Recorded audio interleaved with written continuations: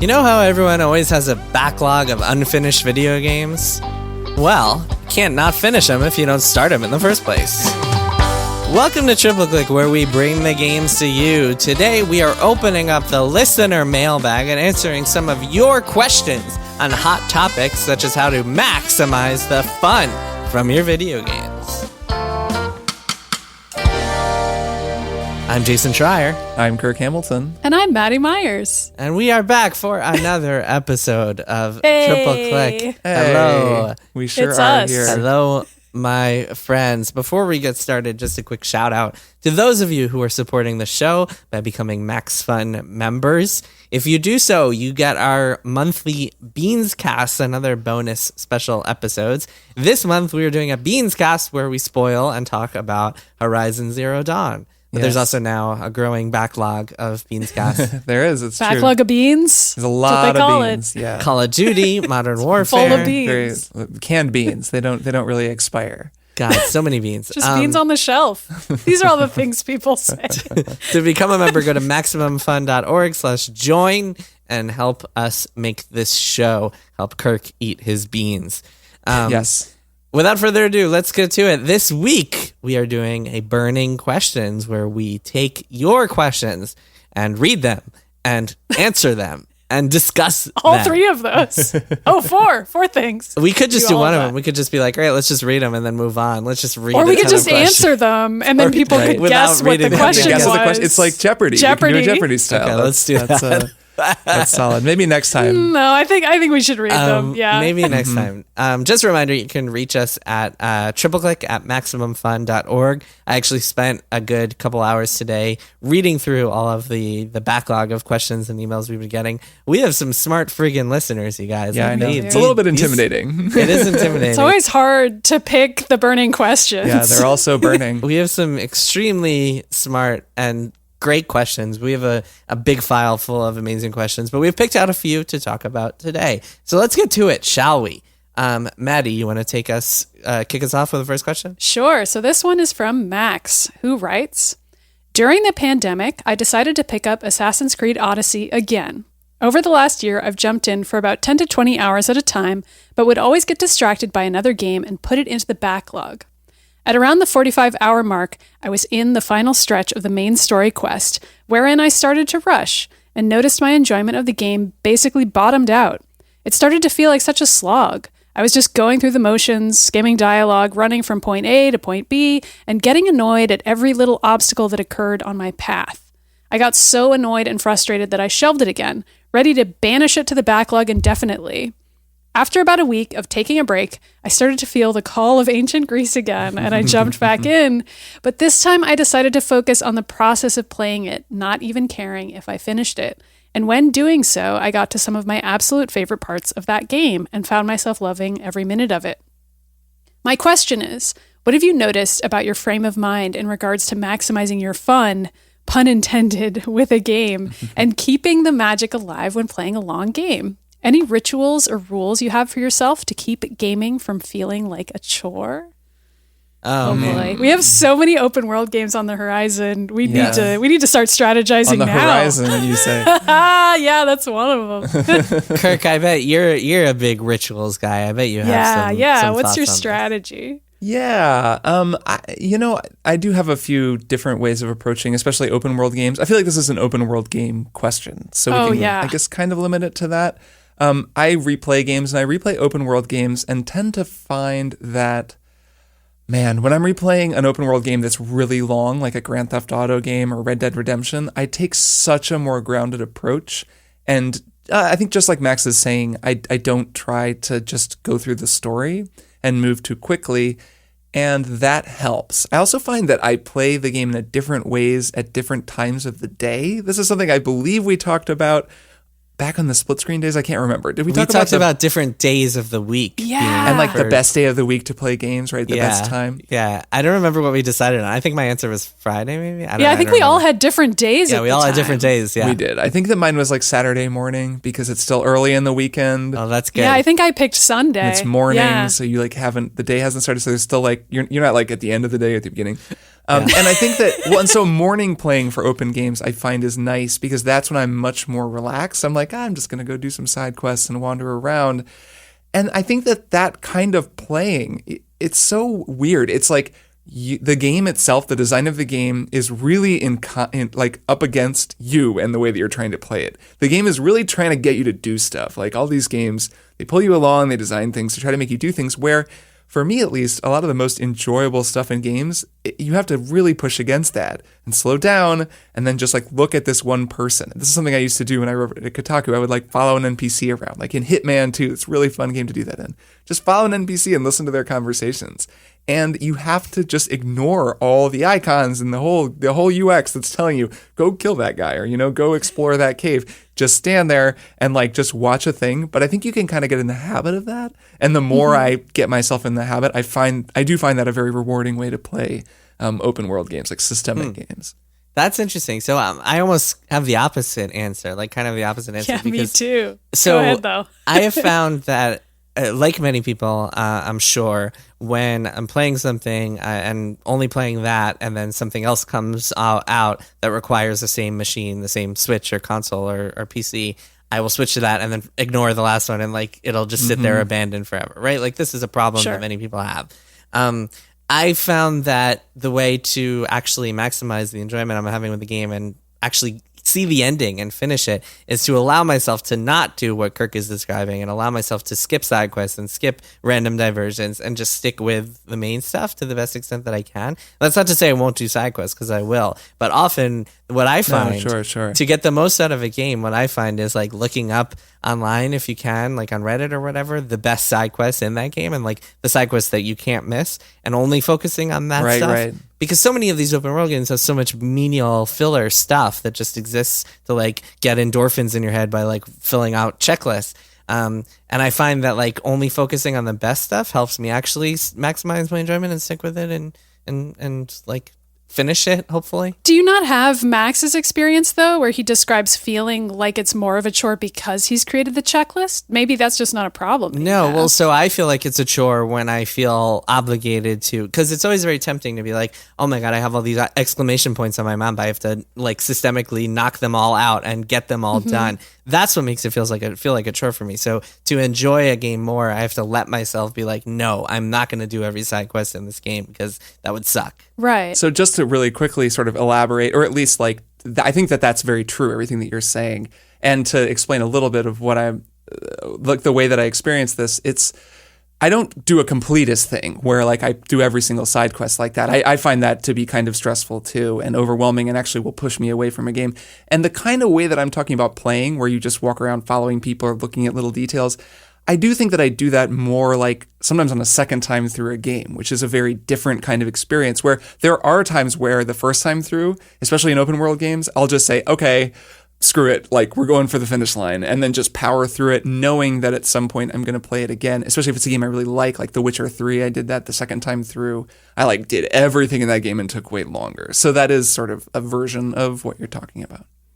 Yeah, I think I'm closest to Max of the three of us, because I could really relate to this email, especially having just beaten Horizon Zero Dawn for this very show, because we're going to record a Beans Cast about it. We sure And in order to beat that game, I did what Jason described. I Googled the best side quests because I didn't want to miss the best ones. But there are too many side quests in that game for me to have beaten it in a timely fashion, I would say. And I also just focused on the main storyline in that game. But that's not actually how I prefer to play a game like that. And I had to really make myself do it. I don't think I'm a completionist with games, but I feel like if I allowed myself to be, like if I had infinite time, like that's the place my brain would prefer to someday approach. It's just that I fight against that impulse because I have other things I'd rather do and play and experience in life, as opposed to just playing every Assassin's Creed for thousands of hours. But One day. I'm always having to get myself not to play every single side quest in those games. And sometimes I'll play them and I'll be like, that wasn't even a good side quest. Like, why did I do this? So yeah, I don't know. At the same time though, like Max is saying, if I just focus on the main quest, sometimes I'm like, well, what's the point of this? And don't I want to stop and smell the roses, as it were? It's hard. I think open world games are hard. Yeah, like psychologically hard. So Max asked this question of how to keep the magic alive when playing a long game. And, you can do that. Like you're sort of the, person trying to coax this plant to keep it from dying, in the darkness. But there does come a point with some games where you just can't, like where it's just too much, right? The game is just, it's too long. It goes on too long. You're just like, okay, oh my God, like, is this ever going to end? Like there's been 4 narrative twists and then you're still going and you just kind of see it through to the bitter end because you've had that sunk cost thing.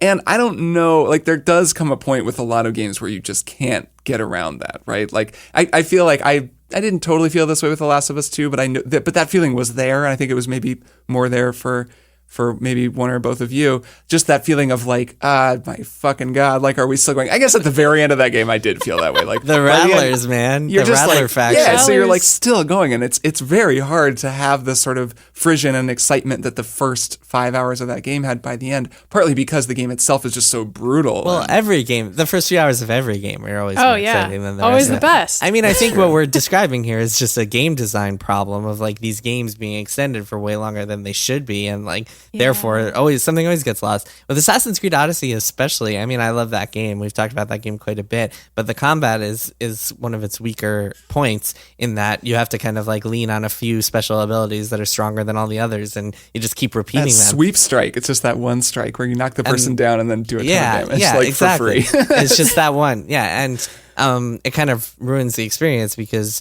it's just monotonous. And so the best games, I'm also thinking of Disco Elysium because that's a game that solves this problem by making it so you have a finite amount of time to do everything, and you can do a lot in that time, but like you don't feel like, oh my God, I have to do everything because the game limits you. And then B, by not having any filler or monotony or like boring ass combat that extends the game by 20 hours and makes you never want to finish it. So really, I mean, to Max's question, I feel like maybe the answer should be like play better games or like pick games that resonate with you more. Play games without filler. That is a good point. Divinity Original Sin 2 is a great example where every fight in that game means something, and I was thinking about that. Repetitive. That's like the rare game that I've the rare open world game that I've actually finished. Well, semi-open world, but I've spent 80 hours finishing that game, and that game was incredible, and like I never got bored. I never felt like the game did drag a little at the end, but still. Do you think that Breath of the Wild counts as a game with filler, or is this a game without filler? Let me just throw that out there.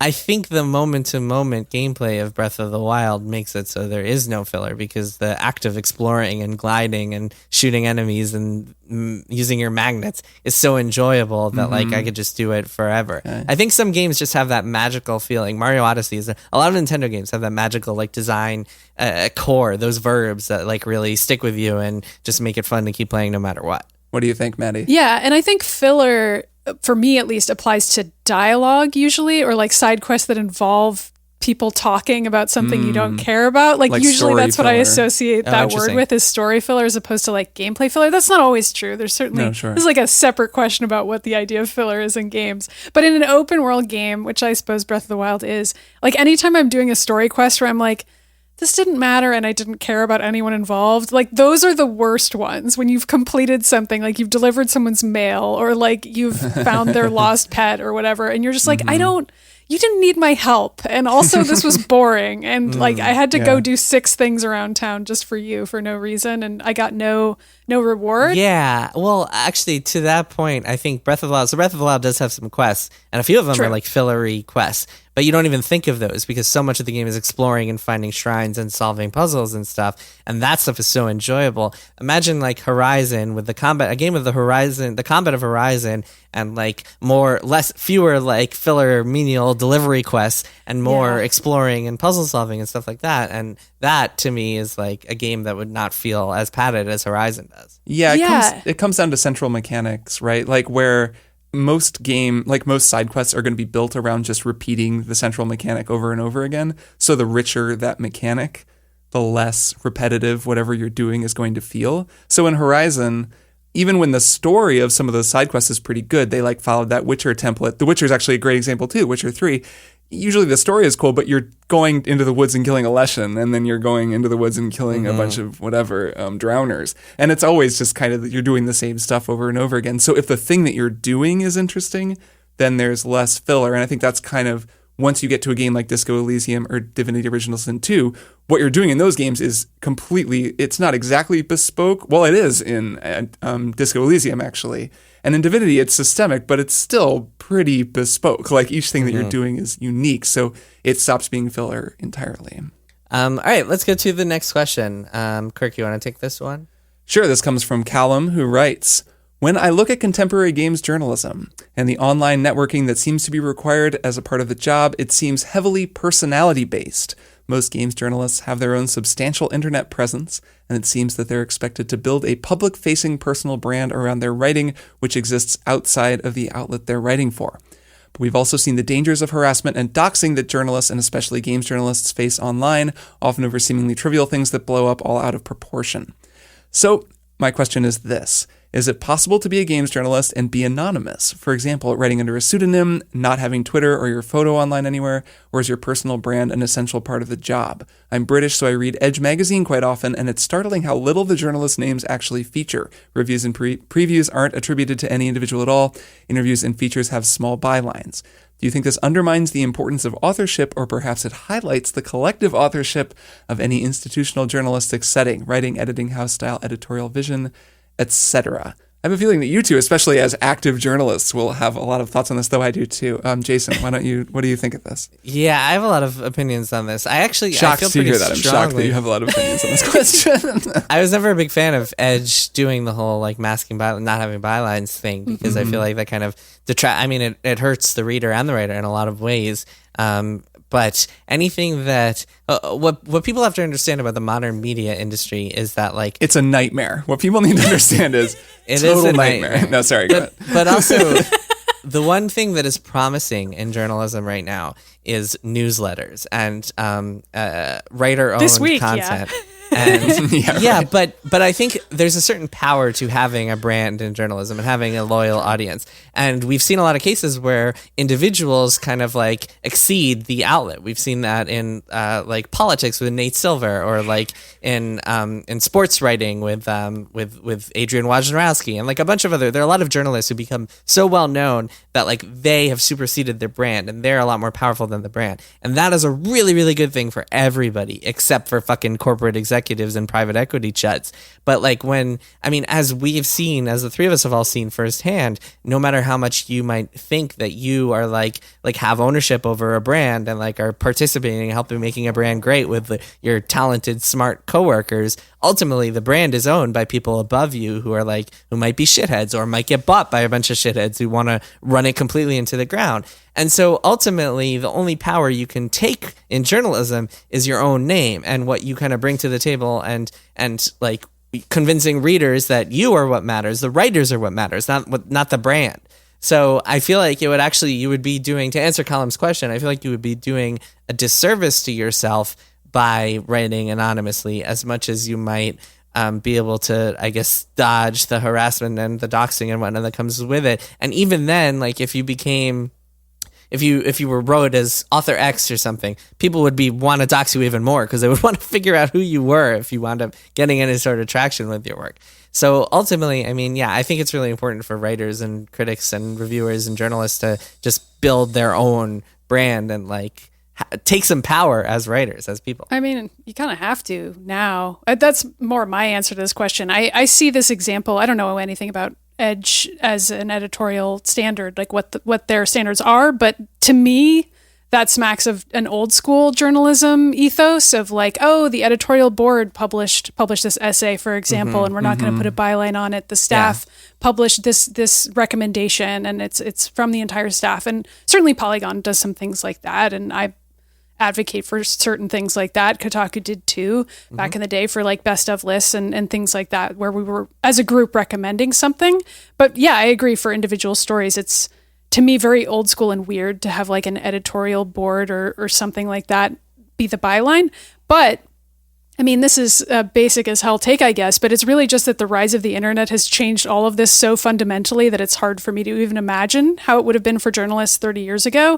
And in my career as a journalist, I've had to think about this, even though I started out working at a print newspaper. I still had to have a Twitter and think about my personal brand. And that was how I got jobs after the Phoenix went out of business in 2013, because there was no other way for me to get jobs. Luckily, I had a pretty big Twitter following at that time, so I could get freelance gigs, and people knew me as Maddy Myers because they remembered I worked at the Phoenix, but mostly they knew my name and didn't remember even where I worked exactly, which was a weird phenomenon, but one that I think happens to a lot of journalists who manage to carve out a space for themselves. And I agree with you, Jason, that you pretty much have to do it, but I think I've been a lot more bitter about it because I think experiencing that as a female journalist has been so unpleasant for me. That's not to say you haven't gotten your share of death threats and other horrible things have happened to you too, but it's different. Having my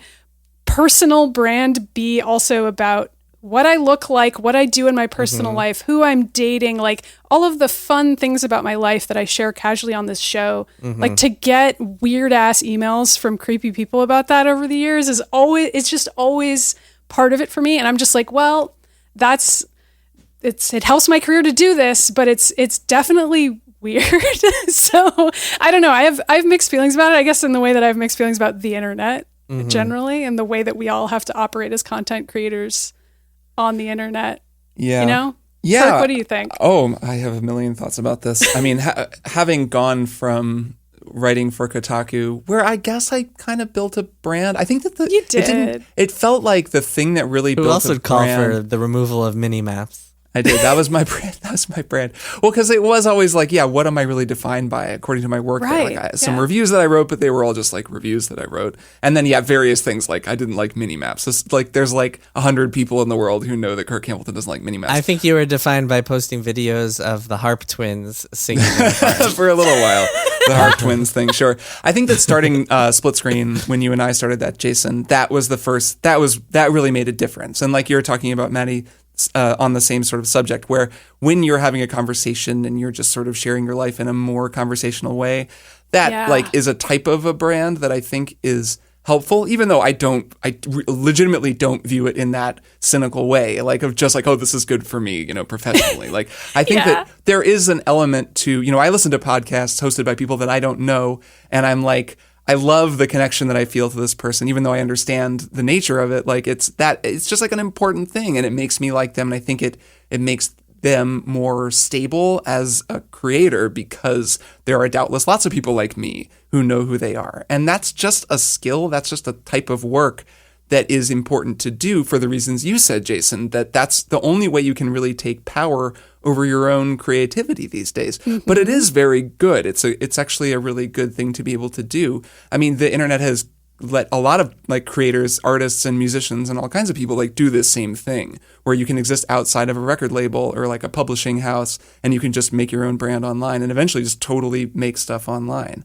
Yeah. It's I'm thinking lately about Defector, which we've mentioned before, our friends and former colleagues who used to be at Deadspin, then left, and then started their own site. That's an interesting example of this, because they are each well known, some of them very well known, Drew McGarry is just really well known as a writer and a personality. As a collective, they're also known in a different way. And that I thought was really cool, that they were able to say, we are all together, the people who made this thing that you love, and we're going to make a new thing, and it's going to be our thing, and you should support us. And they got the support they needed. And I think that's really interesting. I've almost never seen that happen. I've seen plenty of people do very what unique we situation. Do, I thought that to was have really that cool. Spark of Deadspin. It was a very unique situation, and have that story and go national with the story. Everybody knew what happened to them. So Maddy, to your point, I've gotten, in the past 2 weeks alone, I've gotten so many friggin' nasty messages and death threats just about the CD Projekt Red crunch, reporting on their crunch, and anti-Semitism. I get a ton of anti-Semitism. Yeah, by the way, we've been meaning to bring that up. How dare you? Yeah, I know, it's terrible. But I want to say, I have no idea what it's like to get emails about creepy emails from men who want to comment on my looks, or ask who I'm dating, or I have no idea what that's like. So I'm curious to hear your take on have you overall, do you think it's worth it to be like a public figure as you are? Like, do you think it's worth it for you to kind of have to deal with that shittiness and the creeps, to be able to take like sort of to know that like if you were fired tomorrow, you would have enough of a readership and like this show and like enough of you have some power as a public figure. Is that worth it for you? I mean, I do now. I would say it's changed a lot. Like at this point, if I were fired tomorrow, I have enough of a brand that I would be okay. But when the Phoenix went out of business and I had a brand but no platform, it felt really weird.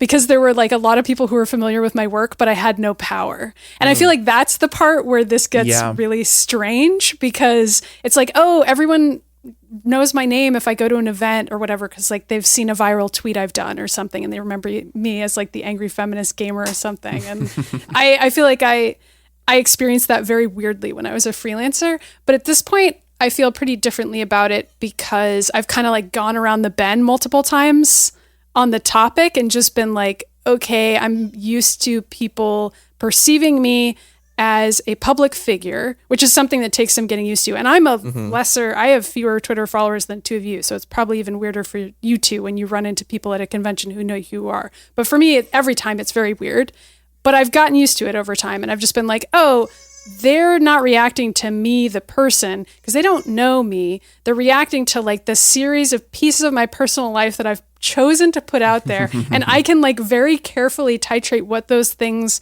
are. Yep. And I have more control over that than I think I do. And I can be very careful about what I choose to say and not say. So I guess it's that I've changed and I've gotten over it, but also I've had to get used to a lot of things about the job that are crappy, but I think it's worth it in the end. I don't know if that's an answer to your question, but I wouldn't change it. Well, the reason I ask is because I think that like a lot of aspiring journalists like Callum or like other folks who are out there, maybe even people who are working at game sites, but like are kind of semi-anonymous to most readers because they're doing work that doesn't necessarily get them the big byline and the big feature story and get them a ton of attention on Twitter or whatever.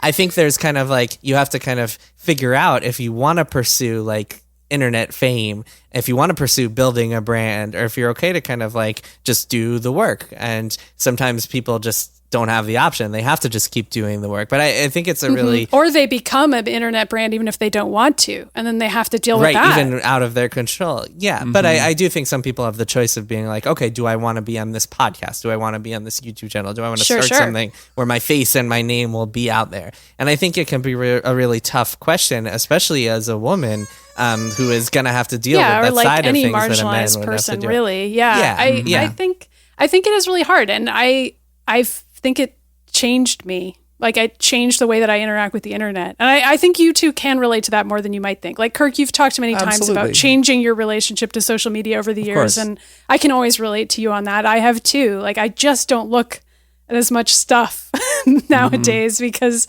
I'm like, well, if I look at certain Reddits, it's just going to be people making fun of me or like whatever it may be. Like, you figure out what you can handle looking at, and you find the places where you're getting feedback on your work that's valuable to you and like hearing from readers in a constructive way, and you learn how to dismiss the other stuff.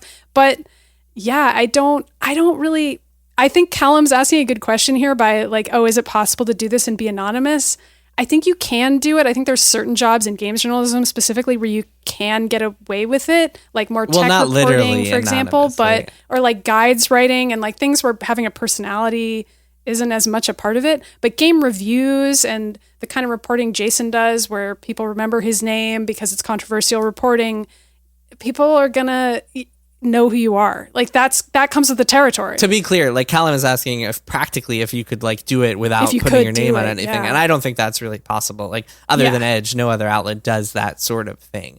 And I don't think it would be beneficial to a person to do that. Like you want people to know who you are in general. Yeah. Or like creating a pen name or something. I feel like that would be very tough. That's the thing. This is like, I just listened to that reply all about Q and QAnon and who Q might be and how there's this whole thing where the person they think might be Q clearly wants to be like, I'm Q, but he can't say that he's Q. And I think you would run into that if you were writing under a byline. Yeah, it would be exactly like QAnon. Yeah. No, but it's the thing where like you have created something phenomenal one-to-one. and then you you want to take credit for it, but the whole point of it is that you can't take credit for it because it's anonymous. So it would be kind of self-defeating, because the thing is, if you are just kind of writing guides somewhere and your name isn't really known, you can have a job doing that. But in this industry now, you're going to not have a lot of stability. The stability comes from being like, yeah, but I have this whole thing that I've built. Brand. Right. You have to build a brand. And it's just, I think there's a kind of a nostalgia based into this question, looking back at just the work. Like, that's not really the work of journalism as we think of it, in terms of just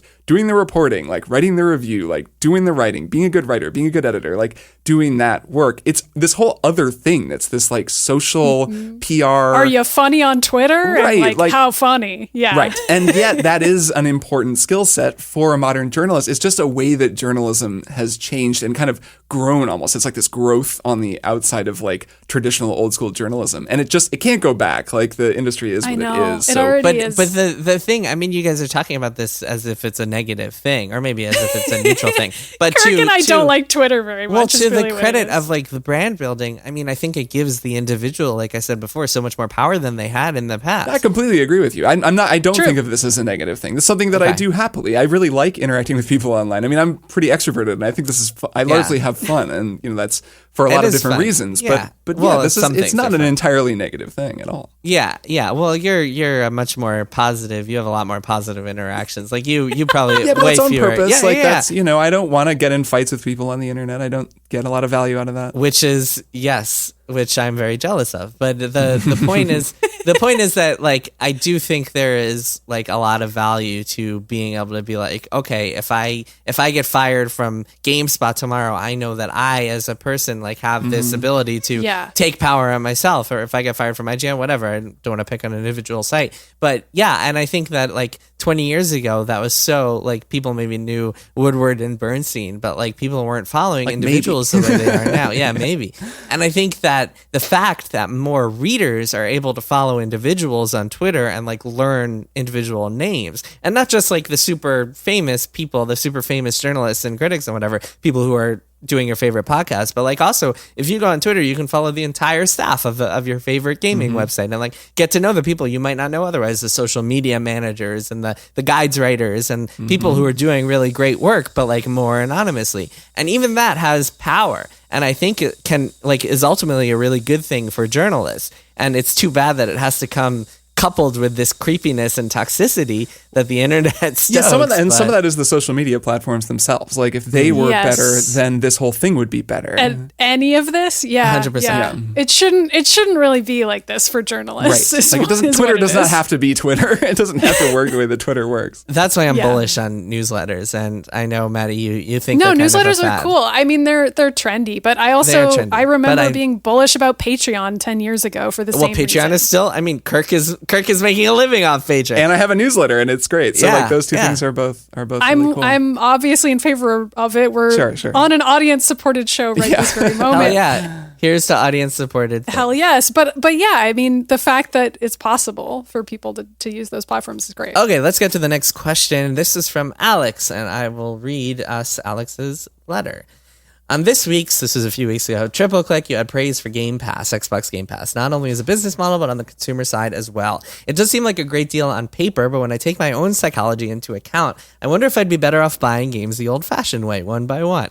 When I spend $20 to $60 on a single game, I tend to take my time going through it, exploring and trying things out. I also usually achieve some measure of completion, whether that's finishing the main story or 100%ing it.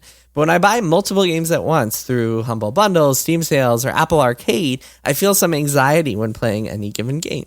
I always have some other game I could be playing, so if I'm not maximizing my fun, then I feel like I should be playing another game that I just bought, and if I'm not speeding through each game, I won't have time to play all the ones I want to. Somewhat paradoxically, this means I have much less fun playing through any given game than I otherwise would have. This is much less of an issue when playing 2 to 10 hour indie games that can be played through in a few nights, but I rarely complete AAA games that I get through these sorts of bundles. The Elder Scrolls 6 has been my most anticipated game for approaching a decade, so I want to experience it in the best way that I can, and I don't think that will be through Game Pass. Do y'all experience similar issues, or is this a personal problem? Oh, Alex. First of all, you're not going to experience The Elder Scrolls 6 for like 10 more years anyway. Yeah, so you'll don't be worry a different about person by then. Yeah, I totally experienced this. Well, I get a lot of video games for free. We all do. Through various press passes, and we get sent codes by PR. And so, I have a similar experience to having Game Pass, which is pretty cheap, but it's the same kind of thing where like you just get a bunch of games and you're like, well, now I can kind of play, whatever, all 3 of these brand new games. And I didn't really invest any money in them or choose them. I just have the option to play them all. And I have definitely found that when I've been like, I just need to pick a game to play of these 3 that I don't have codes for and haven't reached out about, I'm just going to buy one and play it, that it does change the way that I think about the game. I think Animal Crossing was one where I just was like, I'm just going to buy this game. And I bought it, and it was cool. Like I felt like, well, I'm going to play through the whole story because I paid $60 for this thing. And then I did and was glad I did because it was a good game. I just think it's funny that we've gotten multiple questions from people about maximizing their fun. Not only because of the network we're on, but also because it's an anxiety I can relate to so much because it's not even just the subscription trend of games nowadays, which is great largely, and like what I always wished games would start doing is having subscription features, but it's also just like even within a game, am I maximizing my time well enough, and am I really enjoying my free time as much as I possibly could be, because everything in the world is terrible, so I need the free time, the leisure time to be as good as it can possibly be. I don't know if that's the wavelength you're on, Alex, but it's the wavelength I'm on. So yeah, I definitely can relate to this, and I also experienced that sensation of this is the game that I'm buying, so it's the game that's really special to me. I think I also bought Animal Crossing. I feel like I remember buying Breath of the Wild at the time and not getting a code for it and just playing it on my own time. And I don't think I was covering it. I think I was only writing about esports at the time, so it was like a very special, like nothing to do with my job game that I was just playing in my leisure time. And you just have a different relationship with a game if you approach it that way. But if you're just dipping in and out, I think people probably imagine that because we get codes for games, it must be just like a wealth. And of course it is. It's very prestigious to be able to get free games. But you do end up in this weird mindset where you're like, well, I can just play this game for a few minutes. I got it for free. But like, are you really experiencing it and enjoying it and giving it the chance that it deserves in those few minutes, or are you just kind of like dipping in and out? I don't know. Jason, what do you think? Well, I mean, it's up to the game to convince you to like keep playing after a few minutes, right? I mean, if a game really, I mean, everyone should have the option of demoing games for like a few minutes, but that was the magic of demos back when demos were a thing. That's the nice thing about Game Pass is like if a game doesn't hook you, then it doesn't hook you. And I do relate to those anxieties. I have sort of a different anxiety because I've gotten back into Final Fantasy 14, which costs X dollars, $15 or whatever it is a month. And so then you feel this anxiety of like, oh man, I should be playing this because I should be maxing out the time that I'm paying for every month. But I mean, you can't really think about it that way, or else you have to think of like, oh, I'm paying for Netflix every month. I should be watching Netflix every hour of the day. But whatever. I'm sure Netflix would love that if you thought about it that would be fine. I actually think that like with Game Pass, I think that's the big advantage is like you can kind of sample and see what hooks you and what doesn't. And oftentimes, I mean, there are a lot of games, obviously it's a running joke that like, oh, it only takes 40 hours to get to the good part of this game. Only stick with it for 5 hours and this RPG will really hook you.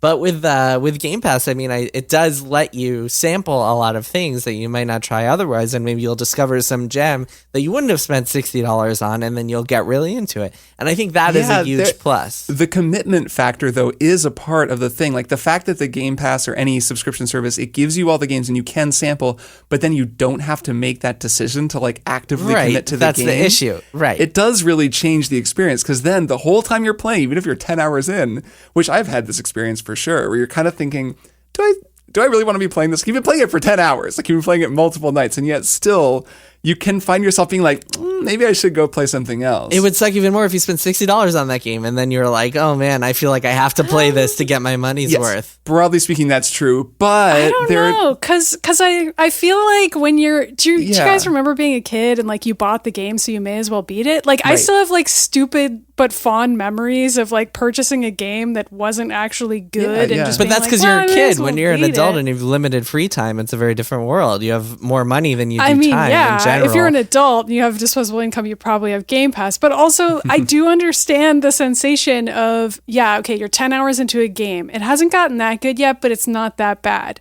Do you keep playing and see if it gets really good later and it's worth you playing 30 hours to beat it or 60 hours to beat it and you would be really grateful to yourself for having done so? Or do you just like try out a bunch of other games on Game Pass and you never really get past that initial hurdle? You ask the internet. You check the internet if it's worth playing. So I have a thought here, and this is just something I'm thinking right now, and it's going to sound very like consumerist. But so Alex is asking about the Elder Scrolls 6, which I joke it's going to come out in 10 years. It'll come out at some point. Is there something to be said for those like steelbook collector's editions? This is sort of similar to movies, because if it's the most anticipated game in the world for you, and you get yourself this kind of, really nice physical thing that you have, and then you set up, like, I don't do that. I don't buy those. I don't just see the value in them. And like I said, I get a lot of games free, so I'm not going to go buy the collector's edition, but I get the ritual around that. And I get why having the cool stuff that comes with it, the cloth map, so to speak, helps you kind of be kind of emotionally bought in to the experience that you're going to have with this 120-hour game. So maybe that's one thing to think about when it's especially when it's like your most anticipated game ever and you're just so excited for it and you can't wait. Yeah. And then if it's really bad, you can cry onto the collector's edition. Right. You use the map as like a tissue. Or it'll have some resale value down the road. Right? Yeah. Well, so Alex is saying that like he rarely completes AAA games, that he gets through these bundles because he feels like he has to juggle them and maximize his fun and won't have time to play all the ones he wants to if he doesn't get through them all. That's not going to happen to you with Elder Scrolls 6, Alex, because you are like feverishly anticipating that game and you're going to want to spend every hour playing That's a good point. Like that doesn't happen with games that you wind up loving or like you're highly anticipating. And that doesn't happen with us either. Like the three of us, when we get the next Horizon or whatever other like huge game that we're all anticipating, we're going to sink right into it. And even though all of us have access to like tons of other games if we want, we're all still going to be diving into that game because it's a game we really want to play. And I think the bigger issue that Alex is facing is that he's sampling all these AAA games and maybe none of them are really that great or none of them are really hooking him the way that a game should be. Yeah, maybe they're all bad games. They're all consider that, Alex? Maybe the games are the problem. You should play some good games. Play better games. That's Elder Scrolls 6, do not worry. Even if you get Elder Scrolls 6 on Game Pass, I have a feeling you will not play anything else for 2 months because you'll just be immersed in that game. None of us will. Man, Skyrim was a good ass video game. All right, why don't we take a break and then we'll be back with one more thing.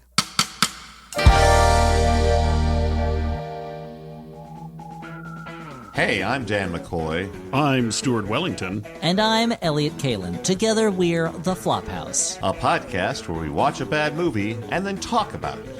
Movies like Space Hobos, Into the Outer Reaches of the Unknown and the Things That We Don't Know, the movie, and also Who's That Grandma? Zazzle Zippers, Breakdown 2, and Backhanded Compliment. Elvis is a policeman.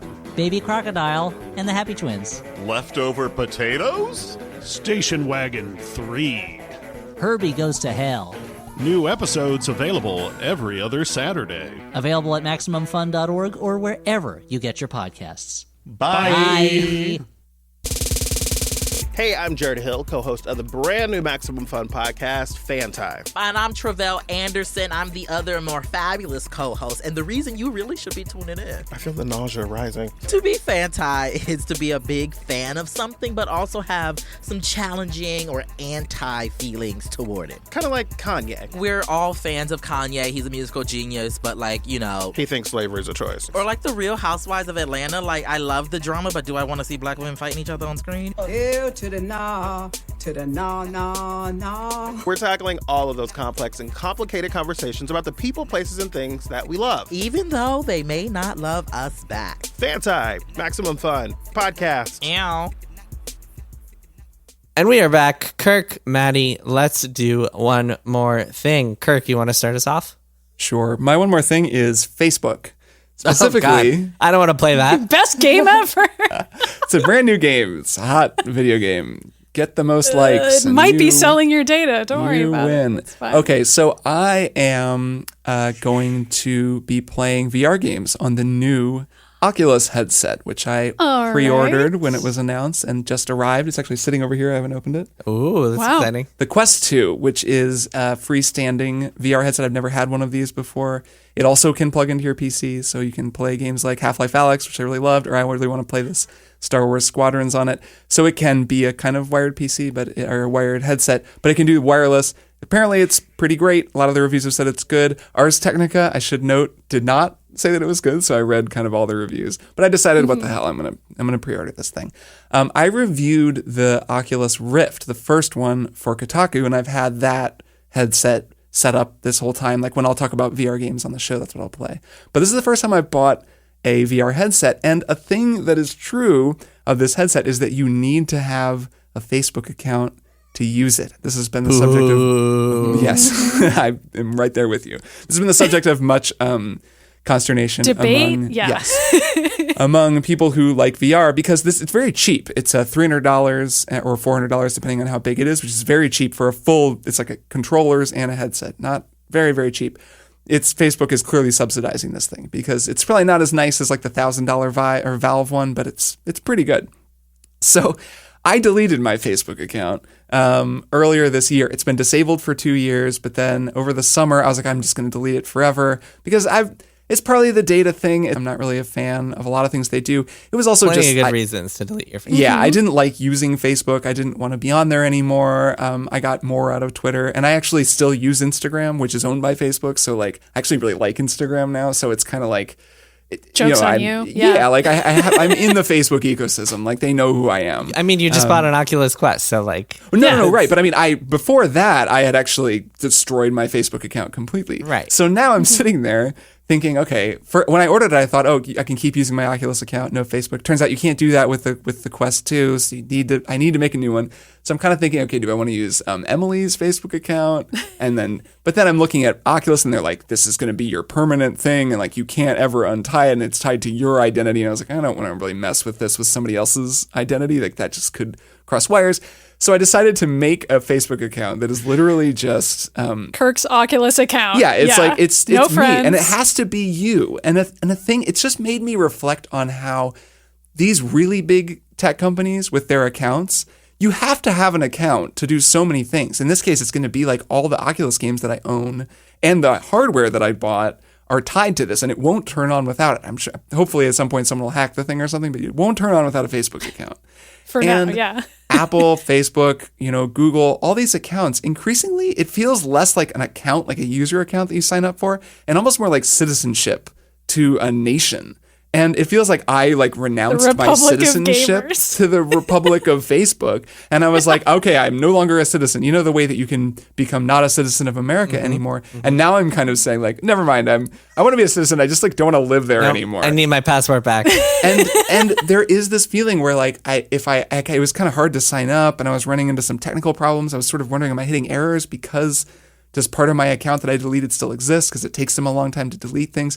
And it just made me think about about what it means to have those accounts, like what it is to have a Facebook account and all of the things that are tied to that. And then also my Google account and my Apple account and my Steam account.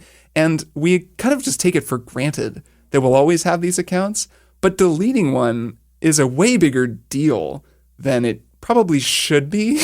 Yeah, it's almost impossible now. It's almost impossible. The more robust they become. Well, Google especially. Yeah, I mean, Google is even bigger than Facebook. Google especially, because if you use the Google ecosystem, I mean, I use Google Drive to write books and articles and stuff. I could never delete my Google. And my Gmail is many years old and goes back many and it's years. Not a huge deal if you just use the service and don't really have any problems with it. But the minute you start to go outside of the very easy to stay within box, it becomes really clear really quickly that actually these companies are very powerful. They control a whole lot of stuff, and you really buy in when you're signing up for all these accounts. So it's just something I've been thinking about. That reminds me of that great series that Kashmir Hill did for Gizmodo about cutting ties with all the trying to cut her life out of Apple and Facebook and Amazon and Google. And how hard it is. We'll link it in the show notes because it's pretty great. Yeah, we'll link it. It is great. So I'll talk about the Quest 2 next week probably as my one more thing. I haven't plugged it in yet, but I think it'll be cool. And hopefully it'll be worth making a Facebook account. So my wife and I and baby and my in-laws, we went upstate New York. We got an Airbnb for the past week. We were just there on vacation. Pretty fun, pretty chill, lots of farms and stuff. It was a really rural part of upstate. It's funny, like the city is obviously the city, but you go like an hour and a half north and suddenly you're in farm country. It's pretty wild. But anyway, so we were there. There were a bunch of books in the Airbnb, and all I was playing, by the way, was Hades, which we will talk about a lot next week. That game is so friggin' good. It's by far my game of the year this year. But I like on a whim, I just like grabbed a book. And from their library, like was looking through the books, and I was like, oh, hey, a new Dan Brown book that I haven't read before. And I remember when I was in high school, I have this vivid memory of like my senior year of high school. We all went on a trip. We were all in Israel for a couple of months as part of like my Jewish school experience. And we were all passing around all the Dan Brown books. So this was when the Da Vinci Code was like going super viral. Yeah. And so it was like, oh, do you have a copy of Da Vinci Code? Okay, like Angels and Demons for your Da Vinci Code. I read them all. And I remember them just being so fun, like such fun page-turner books, as awful as some of the prose and dialogue and like characterization was. They were just so fun to read. So I was like, okay, what's this new Dan Brown book like? And of course, it's like a page-turner, and you start reading it, and you're like, oh man, I have to see what happens next. He does this thing. It's like book clickbait, because a chapter will end, and then he saw the text. And it changed everything. And like it won't tell you what the text is, and you won't find out what the text message is for like another couple of chapters. And it's like it's so good in some ways, in that it's like a good thriller, and like it's carefully plotted and intricate and keeps you reading. And like that's what a book should do. It should keep you reading. But it's also so bad in so many ways that you kind of hate reading it. But I enjoyed it. I've got to say, I enjoyed it. Like all credit to Dan Brown. Like he does what he does, and like he doesn't try to be anything else than what he like. Airport Thrillers, and Airport Thriller is it's a book. I think it was the Hunger Games that did that. I think it's a very kind of book where every chapter ends with a cliffhanger, and you're like, well, I mean, I'm gonna keep reading, and I'll read this entire book in one sitting. I know what happens. I gotta say, so a cliffhanger is different than like withholding information, and I think you'll never believe what's in the next chapter. Yeah, there's a certain art to cliffhangers, and also these are all like valid literary techniques. But like, there's someone I've been thinking a lot about fiction writing recently, because I really want to do some more fiction writing now that I've farted out 2 nonfiction books. I really want to write a fiction book. Make the transition, pivot to fiction. You want to write an airport novel, you think? Yeah. I would totally read a Jason Schreier. I do. Yes. I kind of do. No, but I've been thinking a lot about structure, and there's a lot of like in storytelling, there's like an art to writing good cliffhangers and not making them feel enticing, but not frustrating. Sometimes they feel really frustrating when it's like a piece of information that they're deliberately withholding from you, as opposed to like a twist in the story, or like a wrinkle, or like wondering what's going to happen to a character, like leaving a character hanging off a cliff, literally cliffhanger, versus like, and then the character like found something and you won't believe what it is, and that sort of shit is like really annoying. It can be done artfully, I guess, but like in this book I found it particularly annoying, but it made me want to keep reading, so it did the job. It worked. Clickbait works. Maddie, what's your one more thing? Okay, so I don't know if you two have booted up Animal Crossing lately, but there's a Halloween update. I've heard. You can grow pumpkins in the game now. It's freaking adorable. I haven't opened my Animal Crossing. Sounds spooky. For weeks and weeks and weeks and weeks. My girlfriend Dina has been playing it this entire time. As longtime listeners know, Dina's island is beautiful. It's perfect. It's pristine. She has every color flower. It's the greatest island you've ever seen in your life. So she's playing the Halloween update. And for Halloween this year, we are all going to try to trick or treat on... All my friends are going to try to go to each other's islands in Animal Crossing. Are you going to all go together? Well, like individually, I guess, because you can give out candy in the game and you can like kind of make a costume and stuff. And it's like the next best thing to going to a Halloween party, which is what we did last year. But of course, it's not going to happen this year. And so that means that I'm going to have to update my island because people are going to visit. You like haven't decorated your house. Yeah, you haven't decorated your house. This always happens to me. So yeah, I don't know. The past couple weeks I've been watching Dina water her pumpkins and like set up all of her great Halloween decorations.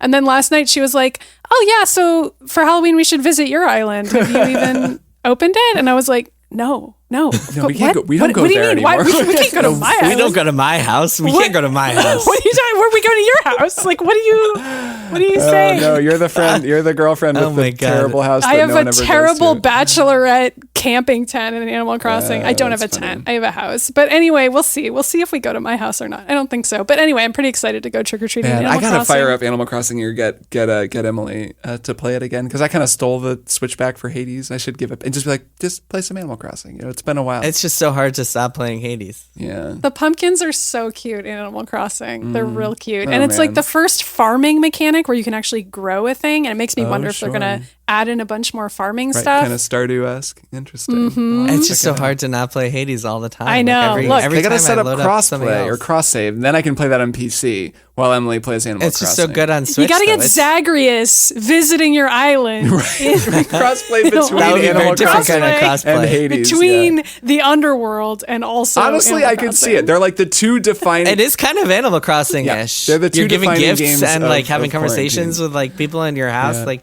it does have similar concepts. It is. They're pretty similar. Building relationships. We've reached the galaxy brain portion of the podcast.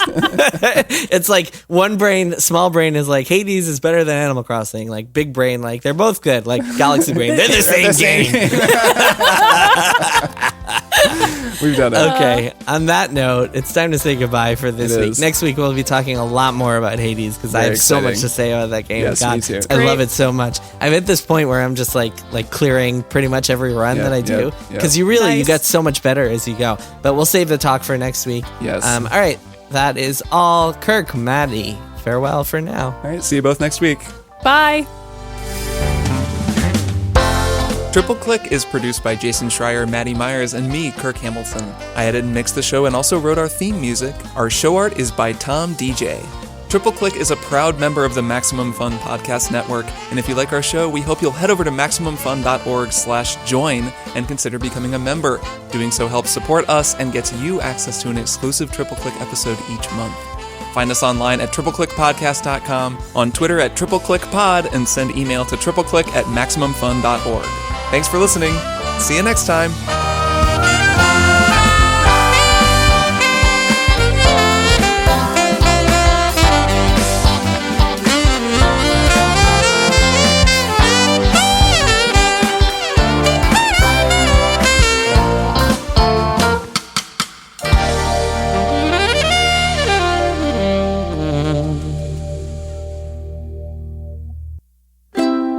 MaximumFun.org. Comedy and culture. Artist owned. Audience supported.